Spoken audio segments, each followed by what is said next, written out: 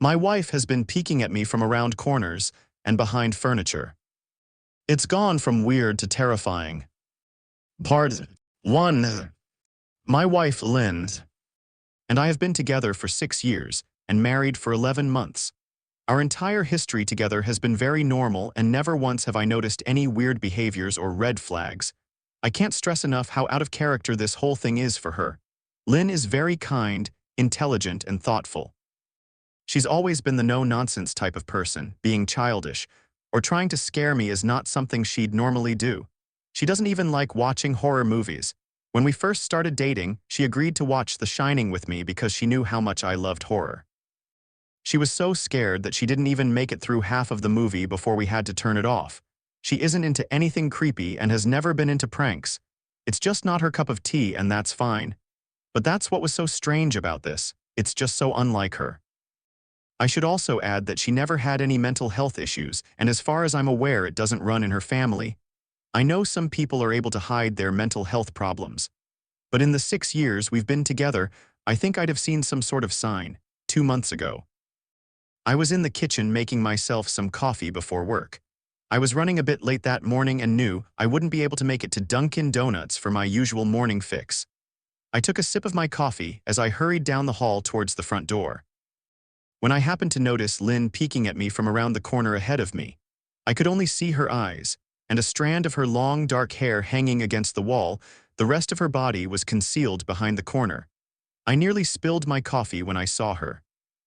I did burn the shit out of my lips. "Geez, Lynn," I said, wiping a few drops of coffee from my pants. "You scared the shit out of me." She immediately popped out of view like a little kid that had been caught. I heard her scurry off towards the living room, and by the time I got to the front door, she was out of sight. It was really weird, and just totally out of character for her, like I said. But I also found it kind of funny that she was being more playful and a little less serious. I shouted that I loved her and called her a weirdo. As I shut the door behind me, I heard her laughing. Her behavior was a bit odd, but it certainly wasn't something to call a priest over. I forgot about it by lunch, and by the time I got home, she was her normal self.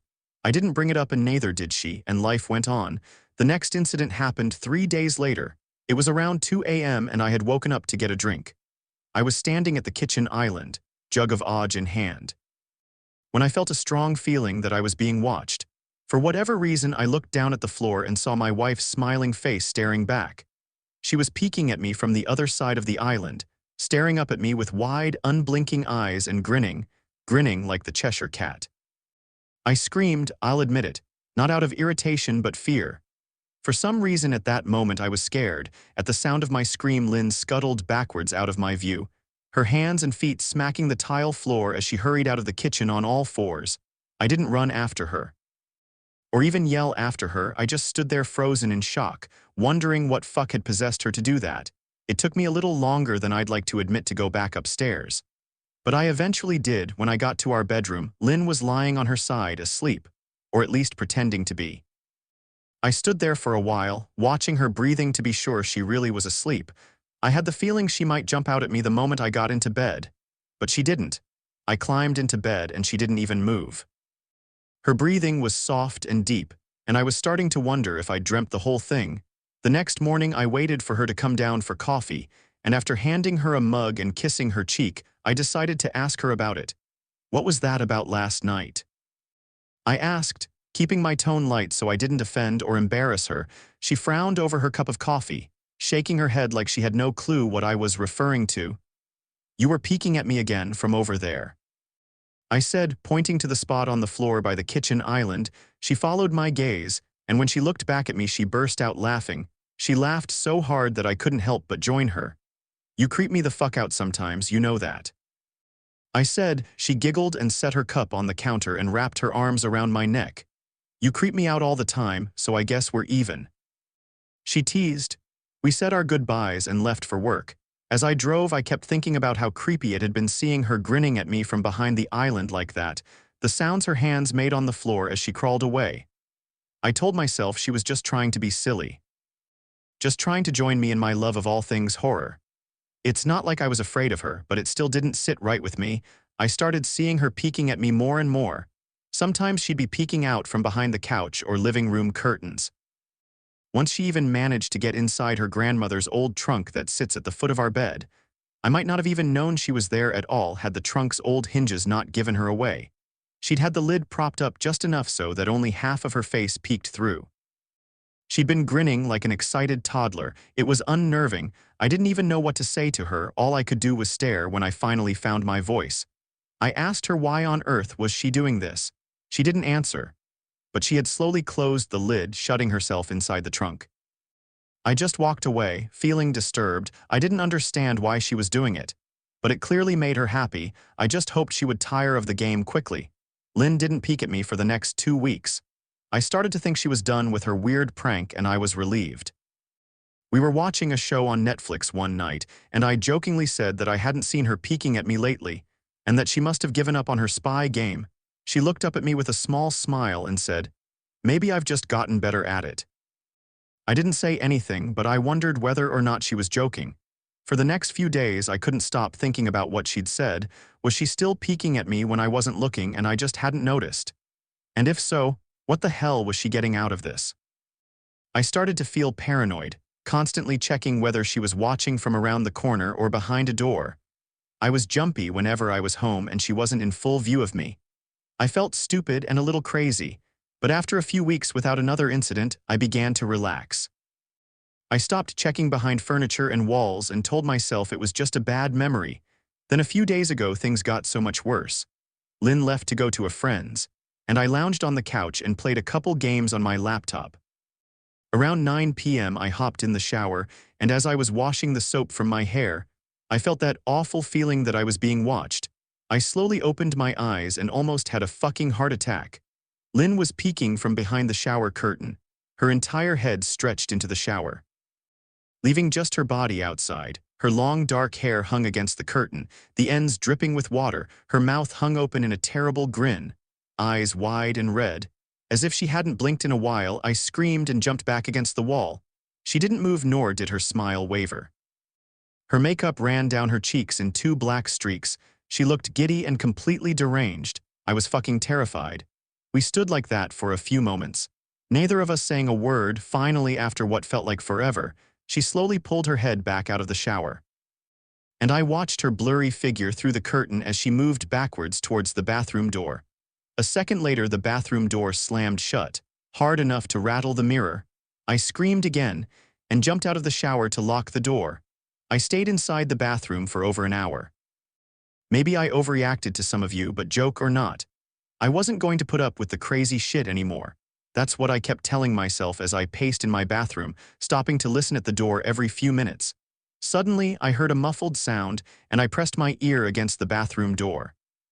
Straining to listen, I couldn't hear anything, but I envisioned Lynn standing on the other side of the door, giggling at her joke. I felt a surge of anger. I was beyond pissed at being made to feel scared in my own house, and made to hide in the bathroom for an hour, all for what? Some joke. If it was a joke, it was an awful one. What the fuck, Lynn? I snapped. This shit is getting really fucking annoying. I waited for her to apologize or to call me a jerk, but instead I heard a faint moan, so quiet I wondered if I heard it at all, and then complete silence. Lynn. I called out, not able to even hide the shakiness in my voice. I got no response, just my own heavy breathing. I swear to God, just fucking stop it. I yelled, pounding my fist on the door. I waited for her to cuss me out, something I would expect from me talking to her like that. I never screamed at her before. But there was nothing, just the occasional drip from the shower head. I won't deny that I was scared. Too afraid to open the damn door and face my own wife. I waited another 30 minutes or so, which feels like a fucking lifetime when you're scared. Finally, I decided I wasn't going to spend the night hiding in my bathroom, so I got down on my knees and peered under the door. I almost expected to see her face peeking back at me, but thankfully I didn't. I could see straight down the hallway to the top of the stairs, but no Lynn. I didn't know if I should be happy about that or not. I looked for a few minutes, waiting to see her head pop up over the top step. But it never came. I stood up, my hand hovering over the door, and mentally prepared myself to open it. I slowly turned the lock with shaky fingers and was about to yank it open when I heard a sound that still makes me feel nauseous when I think about it. A moan, louder than before. But this time I was able to tell just where it was coming from. I turned my head to the closet door as if in slow motion, and locked eyes with my wife, who was peeking out at me from the slight gap. Her eyes were still wide as ever and her mouth was hanging open in the most grotesque, gaping smile I'd ever seen. I didn't even scream. I was too scared for even that. Her hands were clasped to her chest, body trembling with sheer delight, as if she could barely contain her excitement. A short, raspy moan bubbled up from her throat, deep and raw, sending a shiver through my entire body. Somehow I found the ability to pull the bathroom door open and ran as fast as I could all the way down the steps. Snagging my keys and phone from the table in the living room before running outside to my car, I could hear her shrill laughter behind me, but I didn't hear her getting closer. I didn't bother shutting the front door. I drove away from the house faster than I legally should have. Shivering the entire time, either from fear or the cold, maybe a little of both. I hadn't grabbed a coat or even a pair of shoes. I was still in my boxers and my hair was still damp. I drove straight to my brother Chris's house about 40 minutes away, ignoring any and every call and text I got. I didn't check my phone until I was safely parked in my brother's driveway. Lynn had called 4 times and sent a flurry of texts, all wondering where I'd gone and why I left like that. I threw my phone at the dash in a rage, furious at her nonchalant attitude. My brother and his wife were surprised to see me, especially dressed in just a pair of boxers, but told me to stay as long as I needed. Chris lent me some clothes and asked me what happened. I told him Lynn and I had a fight, but didn't get into the details. I didn't want him to think I was overreacting. Leaving my wife over a prank, even if it was a strange one, hadn't I encouraged her for years to lighten up instead of being so serious all the time? I had wanted her to relax and loosen up, but this was definitely not what I'd had in mind. I tried to sleep on their sofa, but my brain wouldn't let me sleep. Every time I closed my eyes, I saw Lynn's face staring at me from inside the closet. Knowing she'd been in there with me the entire time made my skin crawl. She'd never left the fucking bathroom at all. Instead, she slipped inside the closet and slammed the bathroom door shut to fool me. The mere thought of going back home gave me anxiety. I tossed and turned, unable to sleep. Chris ended up giving me a sleeping pill so I was able to get a little rest. My sleep was filled with terrible dreams, all of Lynn's smiling face. I woke up just as the sun started to rise. My sore body ached from the sofa, and I felt drained. I knew I'd have to call Lynn at some point. But I didn't know what to say to her. I wouldn't be going home unless she gave me her word she'd never do any more creepy shit. I just wanted my wife back. Her normal, serious self never looked so good to me. I was contemplating calling her and telling her that. When that familiar feeling came over me, I was being watched. I was staring at the ceiling, my heart in my throat. I didn't want to look away, but the longer I ignored the feeling, the worse it got. My eyes drifted away from the ceiling almost on their own. Her face was pressed up against the window beside the couch, staring down at me with that same gaping smile. Drool dribbled down her lips, leaving 2 long streaks down the glass. I didn't know how long she'd been there, but something told me she'd been there quite a while, possibly all night. I didn't bother screaming, though I was afraid anger trumped any fear I felt at that moment. I jumped up from the couch and pounded my palm against the glass. "Lynn, are you crazy? What the hell is wrong with you? Just go home," I shouted, now. She didn't move, and her ghastly expression never changed. If anything, her smile only grew. As if she had never been more elated, I could hear Chris and his wife moving around upstairs. As if Lynn could hear them from her place outside, her head twitched slightly in their direction. And she began to close her mouth slowly. Chris called my name from upstairs, obviously concerned. I turned to see him and his wife Rebecca hurrying down the steps. When I turned back to the window, Lynn was gone. The only sign she'd been there at all was the 2 streaks of drool still dripping down the glass. I tried explaining to Chris and Rebecca about waking up to see Lynn watching me through their window. They were skeptical. Who wouldn't be? Chris and I went outside to the spot in front of the window, but there were no footprints in the dirt. Just a slight indent. Animal probably, Chris guessed. And I didn't argue. He and Rebecca assumed I dreamt the entire episode, but they didn't understand, and I was too tired to explain it to them. I called out of work that day and turned my cell off. I didn't want to face Lynn. Just talking to her was too much for me at that point. I really started to believe something was irreversibly wrong with her, that no matter what promises she made, we'd never be the same again. The thought saddened me to my core. I cried most of the morning. By noon, I figured I was ready to confront her, give her one last chance to explain herself. I could at least give her that after 6 years, I told myself. I turned my phone on and saw the dozens of texts she'd sent. All from a seemingly concerned wife. Can we talk? I love you. Please call me. I'm really worried. Can you answer? Just come home. And more of the same, all texts telling me she loved me. And she wanted me home. How worried she was. Not a damn one addressing the crazy shit she pulled, like she hadn't been acting like a character from a Stephen King book. Even her texts were different. She normally texted novels just to tell me to pick up a loaf of bread. You'd think she'd have more to say to me after her bizarre shenanigans. I know it probably seems childish to some of you who are miles away from this situation. But if you saw the way Lynn had looked at me, how she scampered away on all fours like some wild animal, grinning at me from inside the closet like a lunatic, then I think you'd find my reaction was warranted. I ended up staying with Chris and Rebecca for another night. I didn't wake up yesterday until afternoon, and thankfully I didn't see Lynn's face watching me through the window. I don't want to pry because it's not my place, but is this fight something that can be mended? Rebecca asked. She'd made us both a sandwich for lunch and I knew she wanted to breach the subject without seeming to be nosy. I don't know, she's like a different person. I said, choosing my words carefully. I still wasn't ready for her or Chris to know the full extent of the batshit craziness I had been dealing with. People change, Ben, but she's still the same woman you married. Maybe you both just need to talk through your issues. Whatever's going on, I'm sure it can be fixed, she said, ever the peacemaker. I think it's beyond that now. I don't think talking would help. I just don't trust her.